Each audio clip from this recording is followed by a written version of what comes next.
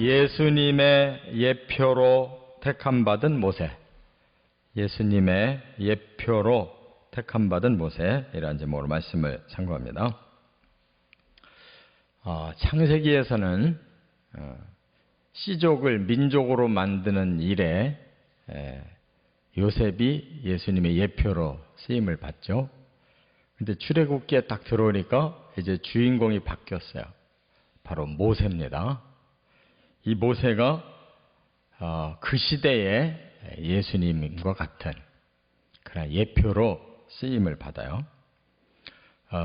앞에 1장에서도 상고한 것처럼 이스라엘 백성이 이제 민족은 됐지만 애굽에 살고 있었기 때문에 이제 시대가 바뀌어가지고 애굽이 오히려 이스라엘이 너무 강하다, 위험하다 이런 생각이 들으니까 그때부터 막 학대하고 아주 고된 노동을 시키고 이렇게 노예로 만들어 버렸어요. 그렇기 때문에 이제 때가 된 겁니다. 어느 때냐? 바로 하나님이 그 민족을 구출해서 가나안 땅으로 데리고 가야 이제 목적을 달성하시니까 바로 그 때가 됐다는 거예요. 이스라엘 민족이 구원받아야 될 때가 됐어요. 그 누가 구원시킬 거냐? 바로 모세라는 사람을 통해서 구원시키는 거예요. 모세가 이제 오늘 이렇게 태어나서 그가 하나님의 섭리 가운데 이제 구원자로 출발하는 겁니다. 그렇기 때문에 이 모세의 과정을 보면 예수님과 닮은 꼴이에요. 성경은 비밀의 책인데 이 비밀은 영원히 모르라고 주시는 게 아니에요. 언젠가 때가 되면 알으라고 주신 거예요. 그래서 우리가 성경을 읽으면서 모든 초점이 예수님에게로 맞춰지면 틀림이 없어요. 바로 그 구원자를 보내기 위해서 구약 성경이 있는 거예요. 그 구원자가 사람들을 구원했다는 것을 증거하기 위해서 신약이 있는 겁니다. 그렇기 때문에 바로 이 모세는 예수님과 닮은 꼴로 이렇게 출발하게 돼 있어요. 그래서 오늘 본문을 세 가지로 나눌 수가 있습니다. 첫째는 1절과 2절에 보면 죽음이 예고된 출생. 모세는 태어나면서부터 죽음이 예고되어 있는 사람이에요. 왜? 그 당시에 이스라엘 백성이 너무 많이 불어나니까 바로 왕이 법을 만들었어요. 이스라엘의 사내 아이는 다 죽여라. 태어나는 대로 죽어야 되는 운명입니다. 그래서 레위인의 자녀로 태어났는데 부모가 보니까 너무 잘생긴 거예요. 그래도 어떻게 해요? 죽여야 되는 거예요. 그래서 애를 썼지만 3개월이 되니까 더 이상은 불가능했다 그랬어요. 그러니까 100일 되면 아기가 이제 좀 크니까 울음소리도 크고 뭔가 애가 움직이기 시작하고 하면 숨겨서 기르기는 불가능하잖아요. 그러니까 그가 살아봐야 3개월밖에 못 사는 그런 인생으로 출발했어요. 여기서 우리가 깨달을 수 있는 게 뭐냐? 바로 모세 시대에는 바로가 사탄 역할을 하죠. 그래서 바로의 명령으로 인해서 죽어야 되는 거예요. 그럼 예수님도 태어날 때부터 죽을 수밖에 없는 운명이에요. 헤롯 왕이 그걸 알고 바로 죽이려고 그러죠. 하나님이 애굽으로 피난을 시켰어요. 그런데 예수님은 결국은 죽으시잖아요. 왜냐하면 목적이 죽으러 오셨어요.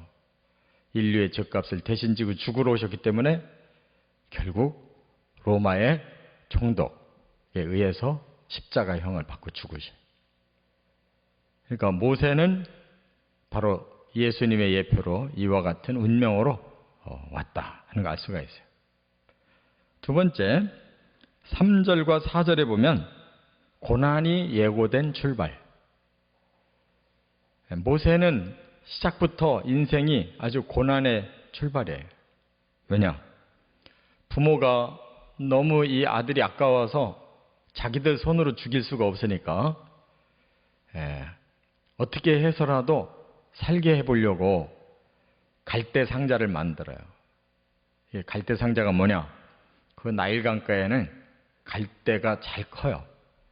그 갈대로 이렇게 상자를 엮고 거기다 역청을 바르면 임시 배가 되는 거예요. 거기에 아기를 넣어가지고 물에다 띄우는 거죠. 근데 큰 물에다 띄우면 아기는 떠내려가 죽죠. 그러니까 갈대밭에다가 놓은 거예요. 물에 갈대가 크잖아요. 그 사이에다 놓은 거예요. 그러니까 아기가 떠내려가지는 않는 거지. 일부러 그렇게 한 거예요. 하나님께 맡긴 거죠. 그 운명을. 그런데 바로 그 누이 미리암이 멀리서 지켜보고 있는 거예요. 어떻게 될 건가. 여기서 우리가 깨달을 수 있는 것은 그들의 부모나 이 누이는 믿음이 있는 거예요. 이 아이가 쉽게 죽을 애가 아니다. 살 수 있는 가능성을 마음에 두고 있기 때문에 갈대상자 만들어서 띄우고 지켜보고 한 거지, 죽는다고 하는 것이 확신이 들면 이렇게 못하죠. 근데 어떻게 해서라도 살리려고 하는 그 믿음이 있었기 때문에 이렇게 한 거예요. 이게 바로 믿음이고, 우리가 할 수 없는 이상의 문제는 하나님께 맡기는 거예요. 하나님의 섭리에 우리가 의뢰하는 거죠. 이처럼 한 아기가 태어나서 막 복을 받으며 커도 부족한데 이렇게 갈대 상자에 눕혀서 죽음의 길로 이렇게 출발하는 이런 아기가 어디 있어요, 세상에. 그게 바로 예수님의 모습이었기 때문에 모세도 그렇게 출발하는 거예요. 예수님도 태어나자마자 말구유에서 태어나시잖아요.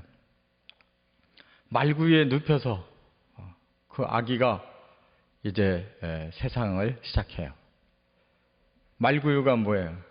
말들이 밥 먹는 밥통인데, 그 말은 결국 말 사는 그런 짐승의 집에서 태어났다는 거예요. 세상에 짐승 사는 집에 태어나는 인간이 어디 있어요? 바로 예수님은 그 생애가 고난이라는 것을 하나님 보여주시는 거예요. 모세도 그 생애가 고난이에요. 그렇기 때문에 대신 고난받는 거죠. 예수님은 인류를 위해 대신 고난받고, 모세는 자기 백성 이스라엘을 위해 대신 고난받는 거예요. 그 사람이 고난받을 사람이 아니었어요. 왕궁에 걷기 때문에. 그런데 이렇게 고난의 생애를 출발하는 걸 보여주고 있어요. 이와 같이 하나님은 하나님의 일을 하기 위해서는 고난을 당하는 거지 축복을 받는 게 아닙니다. 축복은 나중에 받는 거예요. 그래서 하나님을 위해서 그들이 고난으로 출발해요. 세 번째는 5절부터 10절에 보면 사명이 예고된 섭리. 그가 이렇게 태어난 것은 하나님이 쓰시려고 하나님이 그에게 사명을 부여했다는 거예요. 그것을 지금 교묘하게 섭리하고 계셔요. 여기 보면 하필이면 그 시간에 바로의 딸 공주가 목욕을 하러 나왔다 그랬는데, 아니 궁중에 사는 여자가 그런 하천에 가서 목욕할 리가 있어요? 이것은 종교의식이에요. 말하자면 그 시대에 바로 그들의 신들에게 복을 받고 그 신들에게 헌신하기 위해서 그런 재래의식이 나일 강에서 있는 거예요. 그래서 나갔다가 갈대상자를 보고 호기심이 나서 가지고 와라. 열어보니까 아기가 오는데 히브리 아이예요. 그런데 불쌍히 여겼다고 그랬어요. 그러니까 마음에 긍휼의 사랑이 이미 생겼어요. 아기를 버릴 수가 없는 거예요. 그래서 기르게 된 거고, 아까 그랬죠. 누이가 지켜봤다. 미리암이 그 상황을 지켜보다가 바로 가가지고 이 아기를 키울 유모를 제가 소개하겠습니다. 그리고는 엄마를 소개해 준 거예요. 그래서 결국은 모세는 버림받지 않고 자기 엄마 품에서 커요. 그리고 이제 그 모세의 딸 공주가 왕자로, 양자로 삼아요. 근데 이 모세의 딸이, 아니, 이 바로의 딸이 무남 동료예요. 그러니까 이대로 잘 크면 왕 되는 겁니다. 차기 왕이 되는 거예요. 이와 같이 하나님은 놀랍게 섭리하시는데 갈대 상자에 띄어진 아기지만 그 당시에 세계 최고의 문명 국가, 거기에 가장 핵심 부인 왕궁 안에 당당한 왕자로 변신해서 크게 되는 거. 그래야 사명을 감당할 만한 인물이 되니까. 그래서 세계 최고의 문명을 그가 익히면서 40년을 큰 겁니다. 사명을 감당하려면 그냥 쓰는 게 아니에요. 사도 바울도 그가 로마 시대에서 바로 로마의 교육을 다소에서 충분히 받고 가마리엘 율법사 밑에서 율법을 충분히 받았기 때문에 예수에게 사로잡히니까 그가 신약성경 13편을 쓴 거예요. 그러니까 실력도 없으면서 사명만 받았다고 되는 게 아니고 사명만큼 실력을 갖춰서 쓰임받는다 하는 걸 알 수가 있어요. 그래서 어머니에게서 젖을 물리고 신앙훈련을 받고 계속 관계를 유지했을 거 아니에요. 또 궁중에서 자라면서 문명훈련을 받고, 그러니까 위대한 인물이 거기서 생기는 거예요. 그리고 이름이 모세라고 그랬어요. 물에서 건졌다. 이 모자는 물을 말하는 거예요. 건져냈다. 세우스예요. 모세우스. 그래서 이게 히브리 단어로 바꿔서 모세라고 한 거예요. 그러니까 그 사람은 자기가 하나님에 의해서 구원을 받은 것처럼 자기가 또 사람들을 구원해야 될 사명자예요. 이름도 예수, 모세 다 구원이라는 뜻이에요. 이름이. 이와 같이 하나님이 이 시대의 구원자로 모세를 이렇게 죽음에서 고난에서 사명으로 이끌어내셨다는 거. 우리도 하나님의 섭리 속에 살고 하나님의 목적에 부합되게 살아야 되는 거예요. 이런 축복이 있으시기를 주의 이름으로 축원합니다.